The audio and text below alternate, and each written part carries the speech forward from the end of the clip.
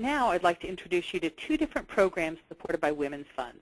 So we highlight several different programs in the Child Care Report, but we've chosen two to share today because these two illustrate efforts that are specifically working to address barriers faced by low-income women, and because their strategies can be replicated by a wide variety of public and private programs.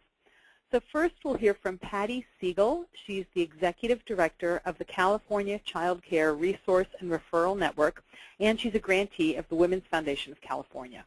Patty? Thank you, Lynn, and thank you to the Women's Economic Security Network for making this call possible. I'm very stimulated, and I think what you can count on from me today is a sort of view from the trenches. I'm sure you hear the bad news from the not-so-golden state of California. We're now in day 89 without a state budget. And despite our long history of state and federal child care funding in California, and our current budget year, it totals over $3 billion, the continuing state budget crises that have threatened the availability, affordability, and quality of child care in California continue.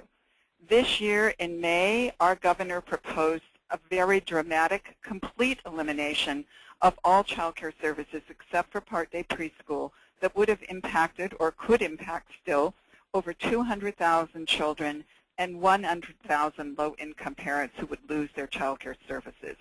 And along with that, of course, are 130,000 child care workers whose jobs would be at risk. And clearly, this is a significant impact on low-income women and children. And in the picture above, you see a rally that was held on September 8th by Democratic women lawmakers and their allies, including one of our Parent Voices speakers there in her blue T-shirt. And their message was really clear: don't target women, children, and students, because along with child care, health care, and many other issues, we're significantly threatened. So that's not good news, but along with that is the backdrop of almost 200,000 children who are on waiting lists in California. These are children and families who are fully eligible, who meet our income eligibility guidelines, but we are simply short of cash. So their ability to continue to work to piece together solutions while they don't have child care is really threatened by the fact that they are languishing on waiting lists where the criteria to get off is lowest income first.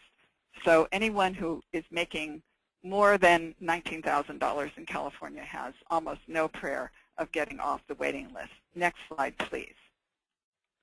So against this backdrop, which has become increasingly dramatic, my organization, the Child Care Resource and Referral Network, really sort of scratched our heads 15 years ago and said, what can we do to bring an urgent perspective and a new perspective to this debate? And so we came up with the idea for Parent Voices, a strategy to preserve, protect, and expand child care. And what we realized, in fact, in conversations with some very enlightened funders way back when, is that for all the debates and all the conversations that many of us participate in, parents, the ultimate and actual consumers of child care services, are seldom in the room. They have, their data may be there, other voices may be there, but they were actually not present in 1995, and I'm proud to say we've made a difference. So the mission statement for Parent Voices, which is a project of the R&R Network, is to fight to make quality child care accessible and affordable to all families, and that's a big job. Next slide, please. We do this work in a variety of ways, and really emphasizing that we have a strong commitment to social change. We do that by developing new parent leaders who are really informed about the policies, the budgets, the legislative process, all the things that make a difference in the availability, quality, and affordability of child care. We do a Knowledge is Power annual training where we really explain in a very interactive way these processes. We do an annual parent retreat, which was just this weekend. I came back last night and very inspired. And we encourage parents to identify their own issues and their own solutions through monthly chapter meetings and by really building connections with each other.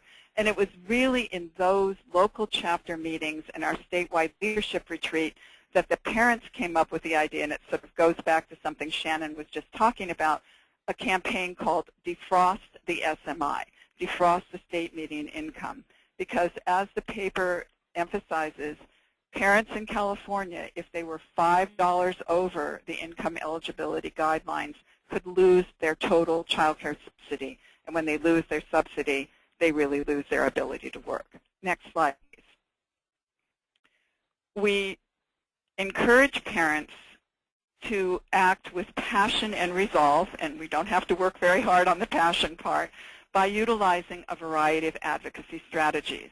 You see our parent leaders testifying in one of 15 budget hearings where they were very active and very powerful this year.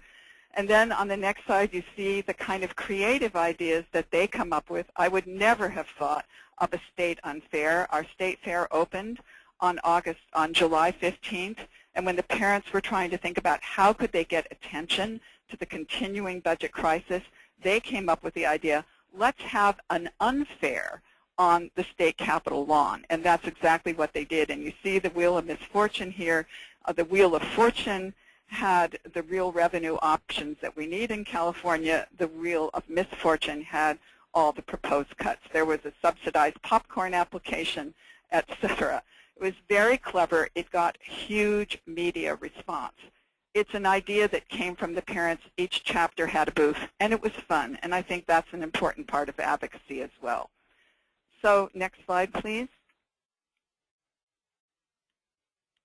If you think about what's really made a difference from parent voices, and I'm a lifer in this field. This is about 45 years for me, starting when my own 3 children were young, and now I'm a proud grandparent. What really has been missing are parent voices. And what I've seen as parent voices has grown stronger and stronger each year. It's that it is the articulate, strong voices of parents united across the state that have stopped drastic budget cuts to state child care assistance programs 5 years in a row. I hope that a week from now, if we ever get a state budget, I can report that we've been victorious once more. But we're not giving up. We have a huge action plan this Wednesday. I mentioned the state median income. Being able to update really ancient, out of touch with the actual sort of right projections for what should be income eligibility, what should be the factors that are governing it. That was the Defrost the SMI campaign, and that was very successful. Engaging more than 600 parents each year to participate in an annual Stand for Children Day in the Capitol is another success. And what's interesting is that the parents themselves have really wanted to bring their children because they want their children to see them as the proud and successful advocates that they are. And this day includes not only the march and rally that you see in the first picture, but it also includes legislative visits. And when you go in our Capitol on Stand for Children Day, which is always the first Wednesday in May, you see a sea of blue T-shirts, and you really know that parents have some power. We've gained a lot of increased public understanding of child care needs, and particularly the interface of accessibility, affordability, and quality through good coverage in the media. So finally, you see a picture of our parents with Speaker Pelosi thanking her for her commitment to help us get the ARA funding. And I want to just say that when Shannon talked about what's in the President's budget, it's these families that live in that $1.6 billion increase to the Child Care and Development Block Grant.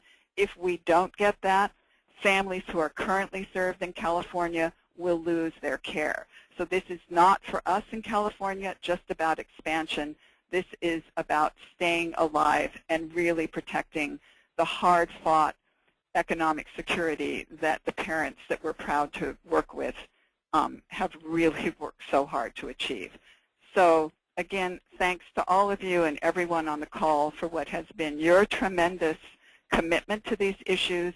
We need all the help we can get.